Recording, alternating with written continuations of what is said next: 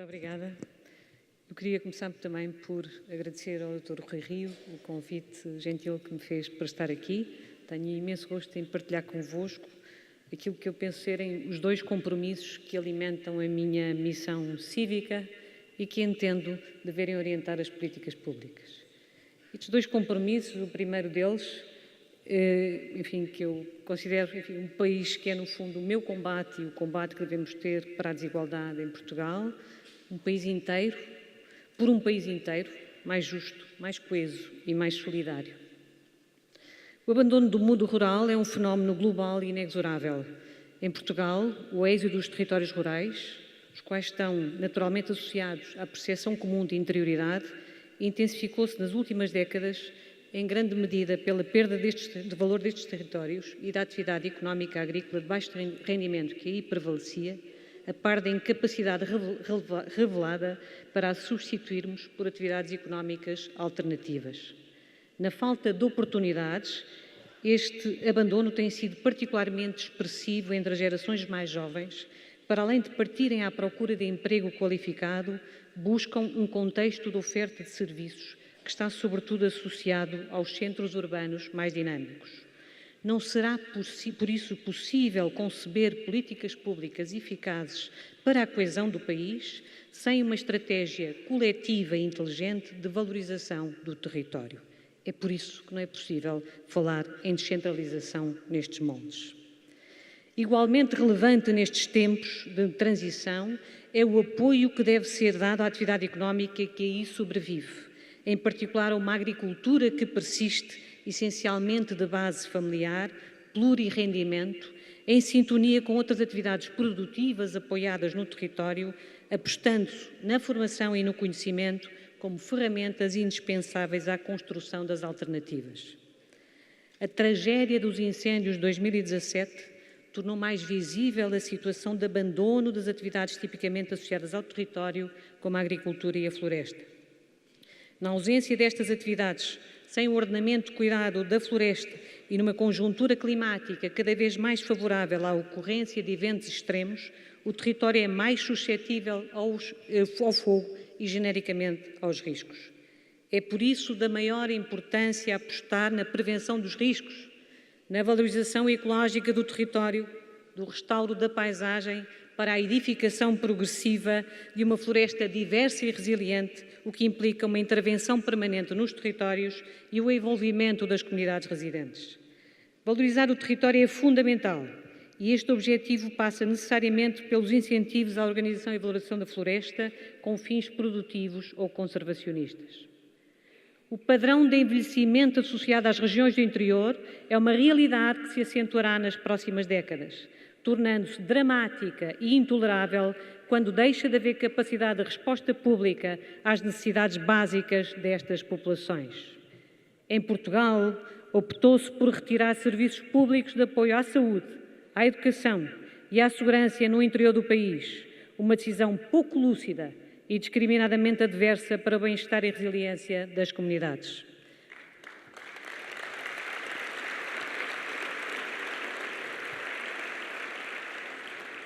Os serviços públicos têm de se adaptar, configurando as políticas públicas à nova realidade demográfica e territorial, para além de constituir a resposta a uma situação desigual e inaceitável, é o caminho para tornar o Estado muito mais eficiente. Se somos capazes de construir soluções para os desequilíbrios da oferta de serviços públicos essenciais nas áreas metropolitanas, temos que o ser também em contexto rural. O combate às assimetrias territoriais é complexo e exigente, impondo uma intervenção de longo prazo, combinando ações de qualificação dos territórios, planeamento de infraestruturas de conectividade, rodovia, ferrovia, reforço e consolidação dos eixos urbanos de proximidade, garantia da oferta de serviços públicos nas áreas da educação e saúde, criação de emprego e uma aposta forte na digitalização da economia. Neste quadro de responsabilidade pública, o investimento na ferrovia deve ser encarado como estratégico para a coesão territorial, mas temos assistido ao inverso. Portugal tem deixado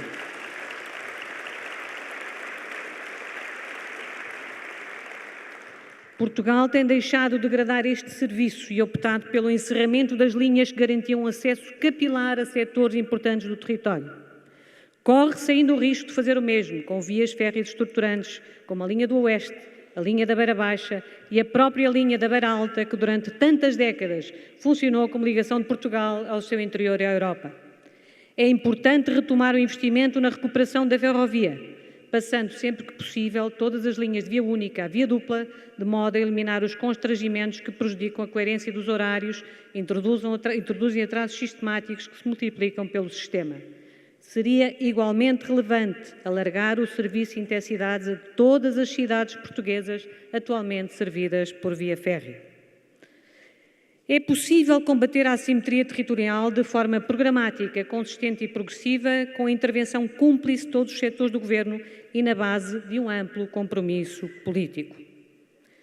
Concluo este primeiro capítulo com o desafio urgente da desconstrução de uma certa percepção de interioridade que desvirtua o potencial destes territórios, afirmando pela positiva o interior do país, reconhecendo as especificidades dos territórios do interior na conformação das políticas públicas, privilegiando as abordagens interministeriais, interinstitucionais e intersetoriais, dinamizando projetos e iniciativas com impacto relevante nos territórios e aprofundando a base de conhecimento e o intercâmbio de experiências entre a administração central, a administração local e os agentes relevantes em cada um dos eixos considerados prioritários para o desenvolvimento do interior. E desconstruindo alguns equívocos instalados, sendo um dos mais nocivos a falsa narrativa do subsídio ao interior, quando estamos apenas a falar do exercício da própria soberania.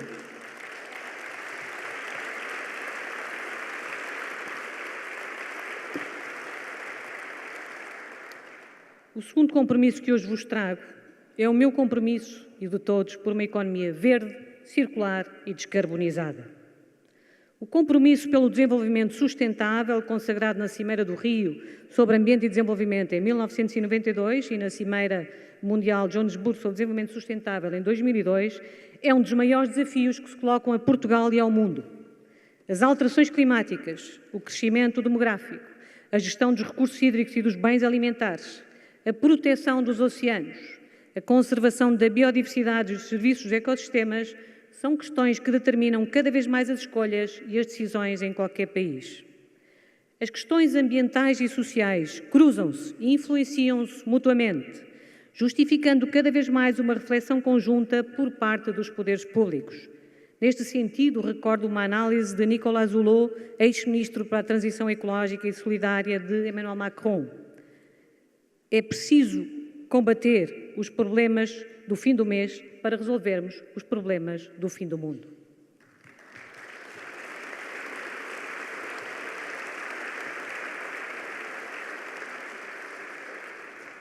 Com algumas exceções de inspiração polémica, os líderes mundiais reconhecem hoje a gravidade das alterações climáticas e os seus impactos nas comunidades humanas, nos recursos naturais e nas infraestruturas. Por outro lado, a globalização vem transformando os modelos económicos, cadeias de aprovisionamento, mercados de trabalho, relações industriais e fluxos migratórios. Milhões de pessoas trabalham hoje numa economia facilitada pela tecnologia digital e apoiada nos avanços da robótica e da inteligência artificial. Ora, esta configuração constitui uma janela de oportunidade para os territórios e para a economia nacional, se devidamente enquadrada no objetivo de descarbonizar a economia até 2050, um compromisso coletivo universal para alcançar a meta de limitar o aumento da temperatura global do planeta. Os grandes problemas políticos da atualidade estão claramente interligados, desde a luta contra o terrorismo, às migrações, ao desenvolvimento de novos modelos de crescimento económico ambientalmente sustentável, à promoção da tolerância em sociedades multiculturais. Resolvê-las só será possível e credível numa arquitetura globalmente comprometida e solidária. Esta revolução exige um sistema forte e efetivo de regras e instituições internacionais para garantir a justiça, que está no centro da governança e da tomada de decisão, pelo que importa manter um apoio forte às Nações Unidas. Sem esta organização não teríamos o Acordo de Paris sobre as alterações climáticas, nem a Agenda 2030 e os seus objetivos para um desenvolvimento sustentável, roteiros obrigatórios na luta por um mundo melhor. Tal não significa que as Nações Unidas devem ser imunes a críticas ou reformas.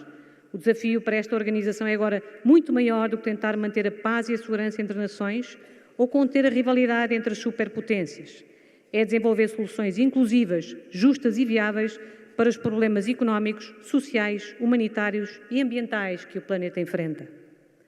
O clima político global mudou dramaticamente nos últimos 3 anos. A crise financeira levou uma crescente oposição à globalização e promoveu o reaparecimento de políticas populistas, protecionistas e xenófobas. Grande parte da esperança e unidade que foi possível observar em Paris em 2015 foi substituída pelo medo e pelo desalento. O Brexit e a eleição de Donald Trump são apenas 2 exemplos, mas podemos ver tendências comparáveis em toda a Europa e no mundo. A política indigna, simplista e preconceituosa do populismo é a antítese de tudo o que podemos desejar.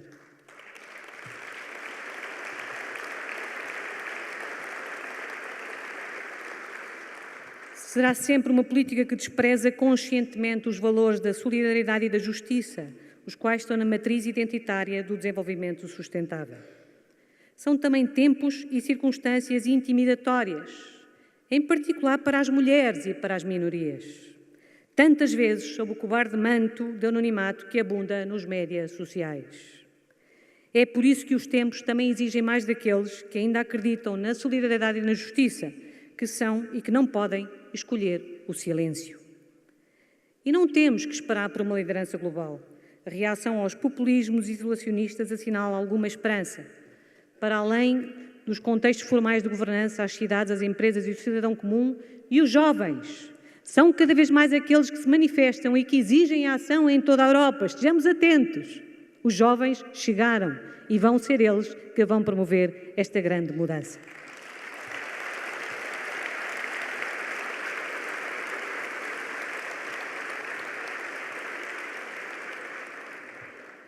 Há uma crescente e gratificante afirmação de uma cidadania global que atua e influencia, igualmente o reconhecimento por parte das empresas e lideranças locais de que as políticas para um desenvolvimento sustentável e a ação climática vão ao encontro dos seus interesses e dos interesses dos consumidores, económica e eleitoralmente.